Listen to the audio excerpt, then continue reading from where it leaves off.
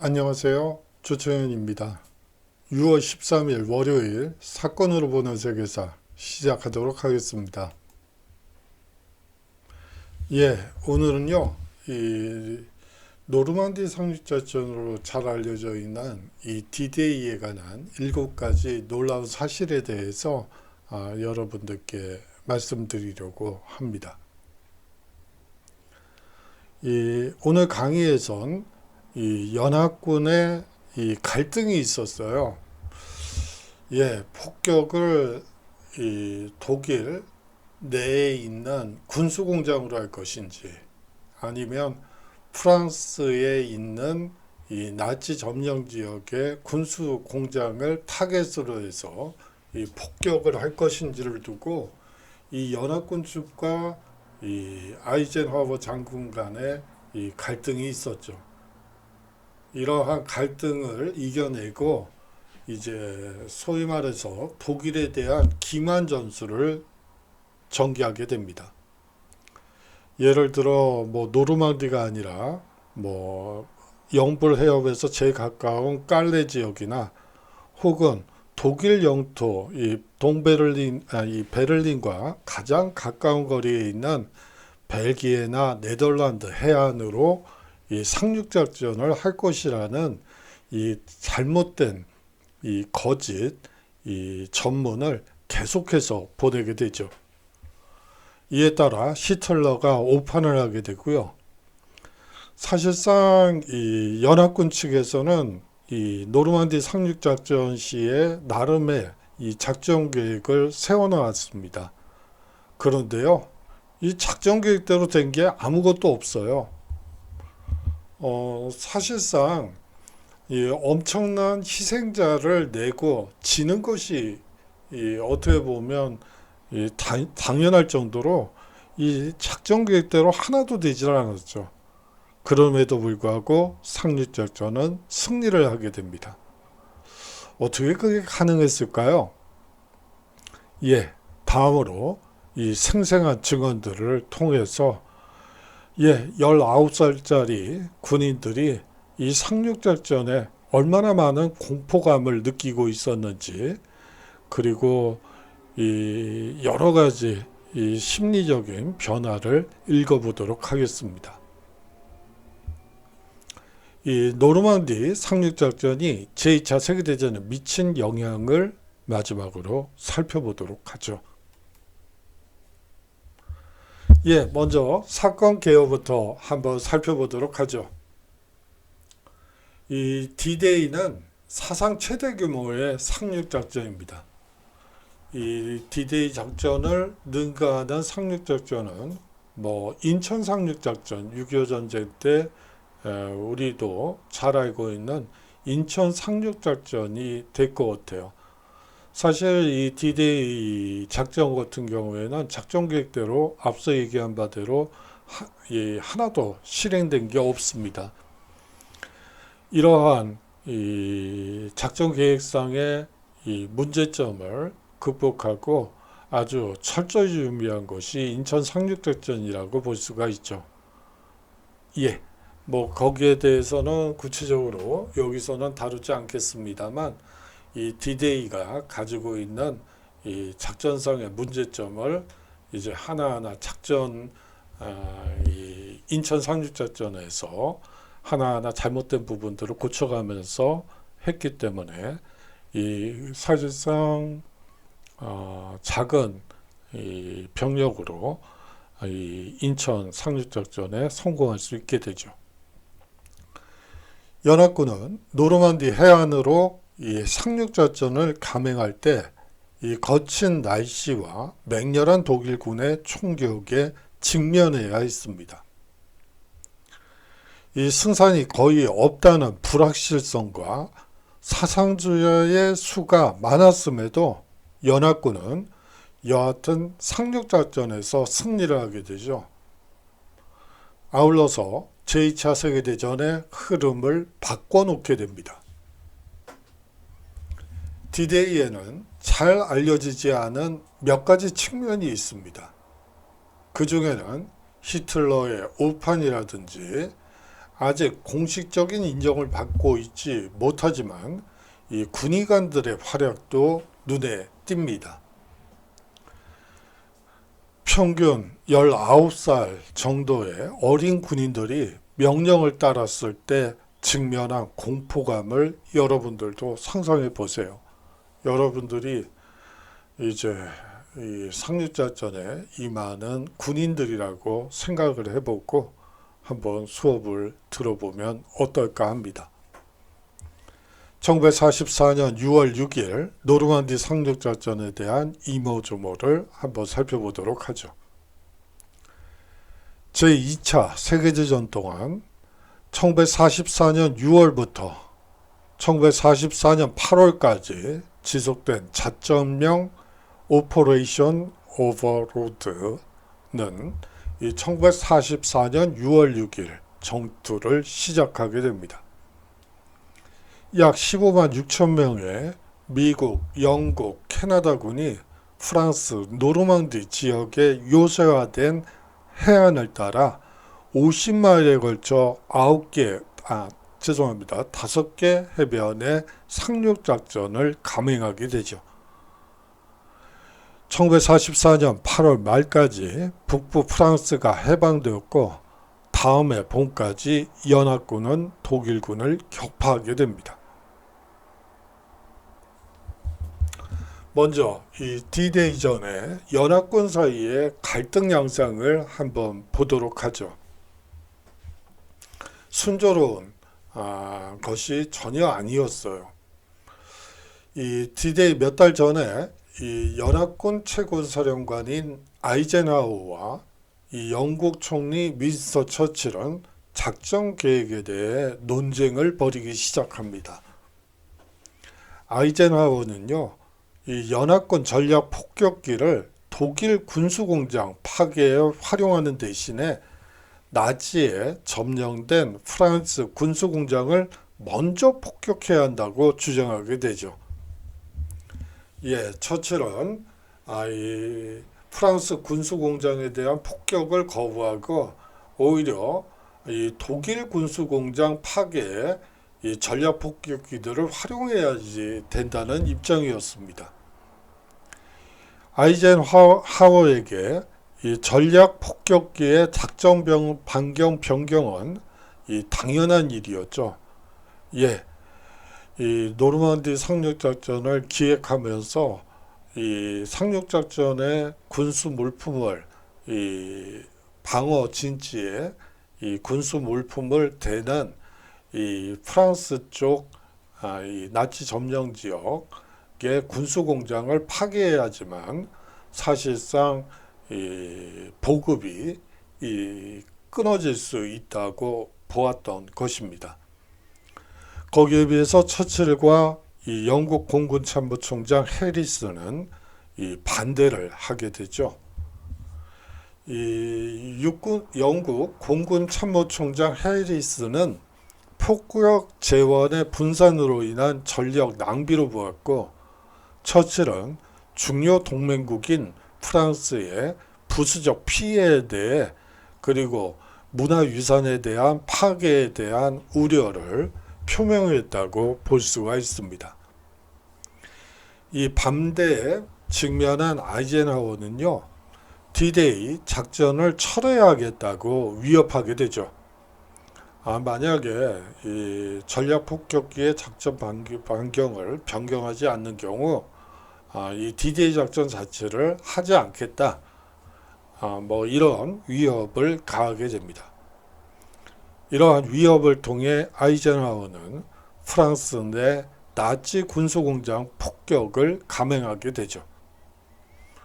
역사가들은 이 아이젠하워가 D-Day, 즉 노르만디 상륙작전이 성공한 이유로 폭격 반경의 전환 때문에 그것이 가능했고 나치를 교란시키는 데 큰 역할을 했다고 평가하고 있습니다.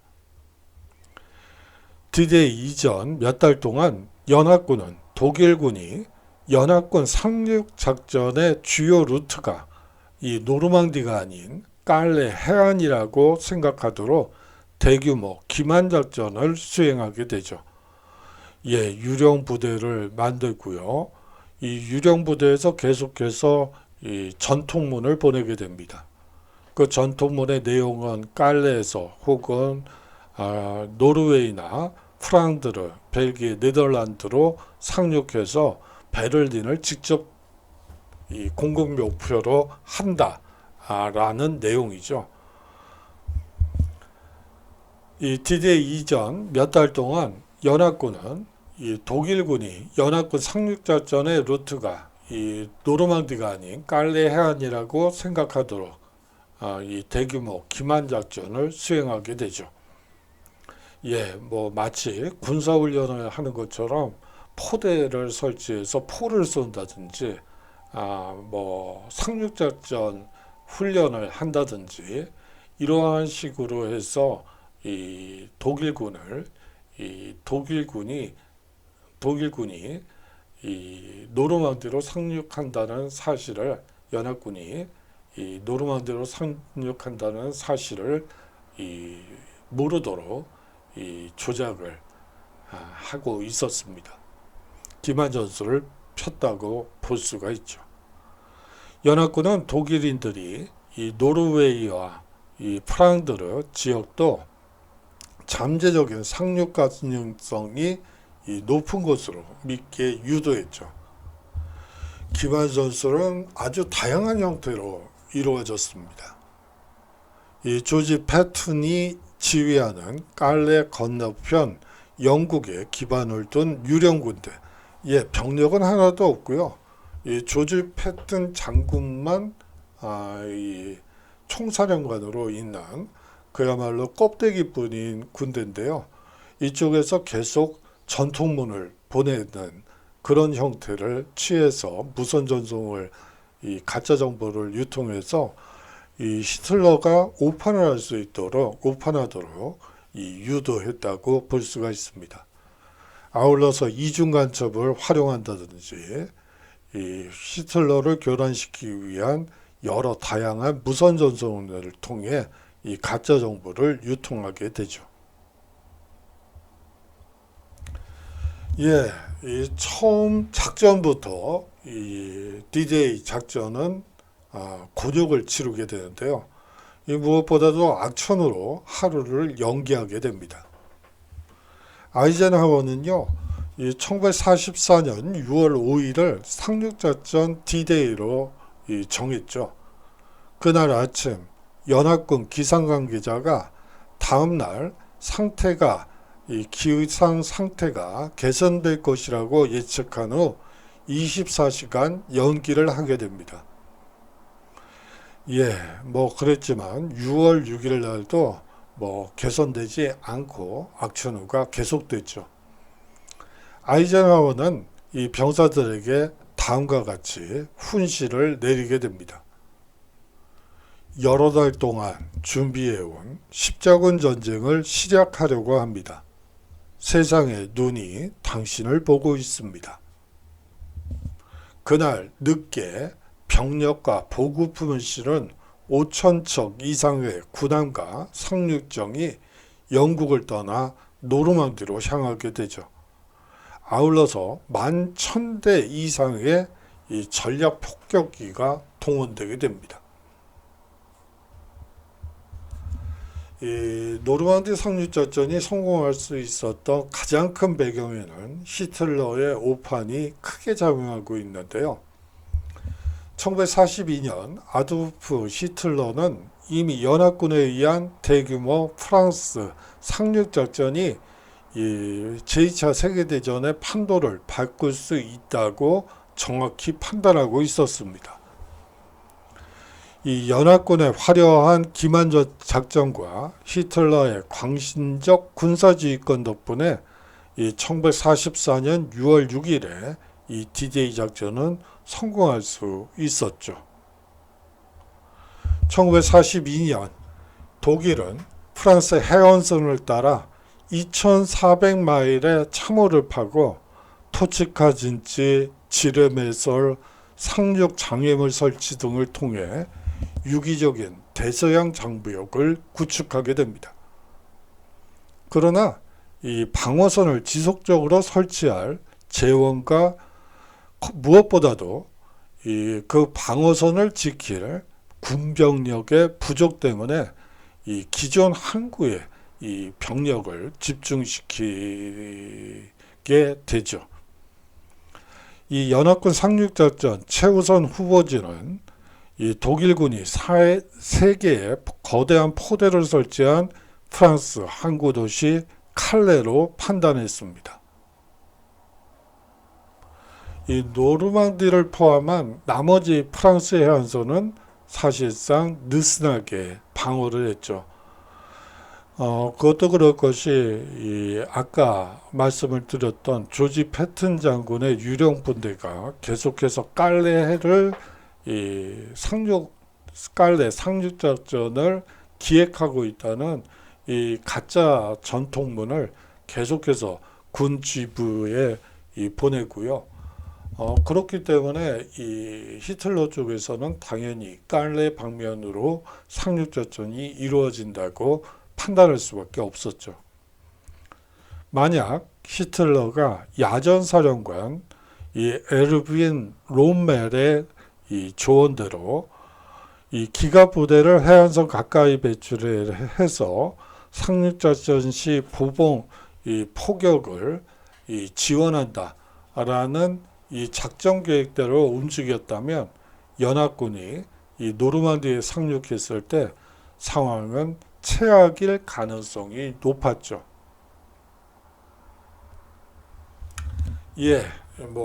사실상 히틀러의 오판도 있었지만 사실상 녹록지 않았습니다. 이 상륙작전 자체가요. 이 D-Day 작전 계획은 전략 폭격기를 동원해서 해안선에 있는 나치 포대를 강력하게 타격하고요. 이 작전 계획대로라면 이 전략 폭격기를 동원해서 해안선에 배치된 나치 포대를 완전히 박살을 내고 그 다음에 독일 지원 병력을 차단하기 위해 이 주요 다리와 도로를 파괴하는 것이었는데 그러기 위해서 이제 낙하산 투하 훈련이 있었고 낙하산 부대가 활용되게 됩니다. 그리고요, 연합군이 상륙작전을 용이하게 수행하게 해주는 것이 이 작전 계획의 제1 목표라고 볼 수가 있는데 이것대로 되지가 않아요. 아울러 낙하산병을 투하해서 상륙작전 전에 내륙 교두보를 확보한다는 이 세 가지 작전 계획을 세우게 됩니다. 첫 번째는 나치 포대를 강력하게 타격해서 상륙하는 군병력을 엄호하는 역할, 그리고 주요 다리와 도로를 파괴해서 사실상 독일군의 보급품을 차단하는 작전, 그리고 낙하산병을 투하해서 교두보를 확보하는 그러한 세 가지 작전 계획을 세웠지만 이대로 된 것이 아무것도 없습니다. 1944년 6월 6일에 작전 계획대로 정확히 진행되지 못했죠. 6월 6일 날요, 이 악천후와 시야 확보가 안 된 상황에서 이 폭격기는 오마하 해변 주변 독일군 주요 포대를 제거하지 못했습니다. 아울러서 이 많은 낙하산 부대원들이 목표 지점에서 멀리 떨어진 곳에 낙하해서 이 독일 저격수에게 취약해졌죠. 이 낙하산 부대라는 것이 사실 이 목표 지점에 정확히 떨어져서 빨리 임무를 수행하고 거점을 확보하는 것이 1차적인 목적인데 이게 사실상 엉뚱한 곳에 떨어짐으로써 이 독일 저격수에게 이 저격을 당할 확률이 높아지게 됩니다. 이 마지막으로요, 이 상륙 후에 중요한 역할을 할 이 탱크를 실은 함대가 이 폭풍같이 는 바다에 가라앉아 육지로 향하지 못했다는 점이에요.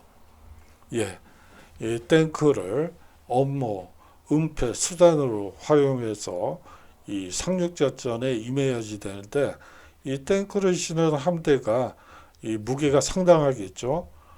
거기다가 폭풍까지 치는 와중에서 그야말로 써보지도 못하고 바다 아래로 가라앉아 버렸죠. 계획대로 순조롭게 진행되지 못한 노르만디 상륙작전은 그야말로 연합군 보병의 순수한 투지로 이 성공을 거뒀다고 볼 수가 있습니다. 예, 그야말로 보병들의 희생을 바탕으로 이 상륙작전이 성공할 수 있었다고 볼 수가 있겠죠. 예, 이 상륙정의 모습입니다. 노르만디 상륙작전 당시 비가 왔기 때문에 이 총에 물이 들어가면 쓸 수가 없죠. 그래서 이 비닐로 이 총구를 막고요. 이 경사로가 있습니다. 이 경사로는 사실상 이 상륙작전 전에 적군이 이 계속해서 총격과 포격을 날리겠죠. 그것을 엄폐하는 시설물이라고 볼 수 있고요. 한번 생각을 해보세요. 이 경사로가 열리는 순간 이제 돌격 앞으로라는 이제 명령이 떨어지겠죠. 이 친구들이 한 평균 연령이 19세 정도예요. 여러분 연령대라고 볼 수가 있는데, 이 어리다고 보기는 좀 어렵고 아닌 것 같고요. 뭐 젊지만 뭐 여하튼 어리다고 볼 수 있죠. 예, 그 공포감이 상당했을 것으로 보입니다. 예, 상륙작전의 공포감을 한번 보도록 하죠. 이 D-Day 당시 19살이었던 프랑크 드비타는 당시의 상황을 다음과 같이 회고하고 있죠. 상륙정에 있는 한 이 경사로는 우리의 방패였습니다. 예, 그렇죠. 아무리 강한 총탄이라 하더라도 뭐 포라면 또 모르겠지만 이 총탄은 얼마든지 막아낼 수 있는 강철로 만들어졌기 때문이죠. 우리가 모래에 닿을 정도로 해안선에 다가가자 기관총이 보트 앞쪽을 향해 총구를 열었습니다. 마치 타자기 소리와 같았습니다. 여러분들 혹시 라이언 일병구하기라는 영화를 보신 적이 있는지 모르겠어요. 거기에 처음에 영화에서 상륙작전, 이 노르만디 상륙작전 이 모습이 나오는데 마치 정말 타자기 소리 같은 소리가 들리고 들리는 그 장면이 생각이 났었습니다. 이 경사로를 내리라는 명령을 받았을 때 그는 잠시 멈출 수밖에 없었다고 고백합니다. 저 빌어먹을 경사로를 내리는 순간 경사로를 때리는 총알이 상륙정 안으로 쏟아져 들어올 것이라고 생각했습니다. 그래서 꿈쩍할 수 없었죠. 뭐 당연한 일이라고 생각이 듭니다. 이 콕스웨이는 다시 드비타에게 상륙하라고 소리쳤고 명령했고 그는 명령을 따르게 되죠. 그리고 7, 8, 9, 10명의 병사들이 물밀처럼 상륙했습니다. 그런데 그들은 아이들이었어요. 바로 자기 연령대 아이들이었다고 표현하고 있었습니다. 예, 이 제2차 세계대전 당시에 이제 또 흑인 군의관들의 활약도 있었죠. 1944년 6월 6일 오마하 해변에 상륙한 웨이벌리 B 우드슨 주니어는 이 독일군의 기관총 세례로 구역질이 나고 피를 흘렸다고 이 회상을 하고 있습니다. 이 독일의 이 포탄이 자신의 상륙정을 폭파시켰고 그의 옆에 있던 병사를 죽이고 이 너무 많은 파편이 날라들어 처음에는 본인도 죽었다고 믿었다고 합니다. 이 D-Day에 파견된 유일한 흑인 군의관이었던 우드스는 이 의료 막사를 세우고 그 후 30시간 동안 부상병을 치료했다고 합니다. 총알을 제거하고 피를 많이 흘린 병사에겐 혈장 수혈을 해주고 상처를 깨끗이 닦고 부러진 뼈를 맞춰주고 괴사된 발을 한 번에 이 고통스럽지 않게 하기 위해서 한 번에 절단했다고 합니다. 아울러 일사 직전에 병사 4명을 구했다고 하죠. 여기서 이제 중요한 것은 혈장 수혈이라고 볼 수가 있어요. 이 소위 말해서 이 혈액 수혈의 경우에는 이 A형이냐 B형이냐 AB형이냐 O형에 따라서 이 수혈을 받을 수도 있고 받지 못할 수도 있죠. 뭐 그렇기 때문에 사실상 이 혈액형별 이 혈액 수혈의 경우에는 이 많은 한계를 가지고 있습니다. 하지만 이 혈장 수혈의 경우에는 사실상 이 혈액형이라는 건 의미가 없어지죠. 이 혈장 수혈의 경우에는 A형, B형, AB형 이런 구분이 없습니다. 그렇기 때문에 이 혈장만 가지고 있으면 그 사람이 A형이든 B형이든 AB형이든 상관없이 이 수혈이 가능해지고 이 많은 이 피를 흘리는 군인들을 살려낼 수 있었던 것이죠. 이후 우드스는 높은 평가를 받았지만 훈장을 받지 못하게 되는데 그게 핵심은 아니어서 일단 넘어가도록 하죠. 그런데 사실상 이 전사자의 숫자가 무슨 의미가 있을까요? 이 전쟁사를 가만히 보면 이 전사자의 수가 몇 명이냐를 시시콜콜 따지고 있는 경우가 많습니다. 그래요. 하지만 그것이 무슨 의미가 있는가라는 의문은 사실은 계속되죠.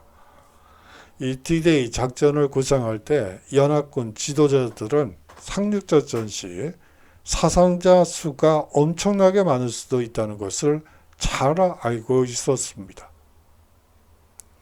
프랑스의 교두보를 확보하기 위해 기꺼이 지불할 비용이라 생각하고 이 작전을 계획하고 실행했던 것이죠.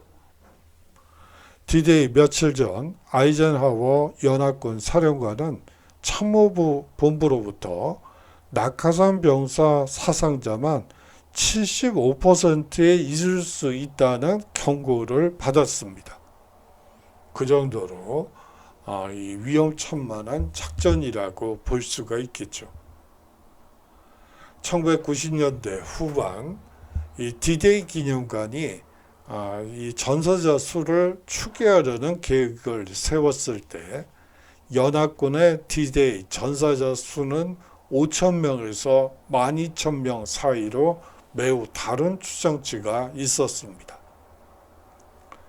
군사 기록에 따르면 몇 달 동안 지속된 노르만디 작전의 초기 단계에서 이 수천 명의 병력이 전사했지만 실제로 많은 병력이 사망한 시기는 분명치 않습니다. 역사가들은요, 이 미국인 2,501명을 포함해서 이 6월 6일 연합군 전사자 수를 4,414명으로 추정하고 있습니다. 이 사망자 명부가 완성되지 않았고 전사자의 유골을 수습하는 프로젝트가 계속되고 있기 때문에 추정에 불과할 뿐이죠. 예, 뭐 사실상 이제 종강을 하게 된대요. 여러분들 이제 평가를 내려야지 되는데 중간고사 대체 과제와 출석 그리고 기말고사 대체 과제를 이 평가에서 여러분들께 점수를 드리려고 합니다. 한 가지 아쉬운 것은 중간고사 대체 과제에 뭐 여러분들이 뭐 출판사 서평을 그대로 적어 놓으신 분들도 있고 뭐 자신의 생각이 전혀 들어가지 않은 그런 글을 내미신 분들이 대부분이라고 볼 수가 있어요. 기말고사 대체 과제에서는 여러분들이 반드시 자신의 생각을 맛깔스럽게 이 양념을 쳐서 좀 제출해 주십사 부탁을 드리겠습니다. 뭐 오늘의 핵심이라고 해서 한번 작성을 해봤는데요. 오늘은 이 노르만디 상륙작전의 여러 측면을 살펴보았죠. 히틀러를 기만하는 데는 성공했지만 작전 계획대로 수행되지 못해서 많은 희생자가 발생한 것도 사실입니다. 이처럼 후방의 지원이 없는 상황 속에서 추진된 상륙작전이 성공할 수 있었던 이유는 무엇일까요? 뭐 앞서 얘기한 얘기지만 사실상 이 상륙작전에 참여했던 보병 부대의 이 분투가 그야말로 작전 성공의 1등 공신이라고 볼 수가 있겠죠. 물론 히틀러를 오판에 빠뜨리게 된 이 기만 전술도 큰 영향을 미쳤다고는 하지만 이 상륙작전에 임하는 보병 부대의 이 분투가 없었다면 뭐 무슨 의미가 있겠습니까? 예, 한 학기 동안 수업 들어주시느라고 수고 많으셨고요.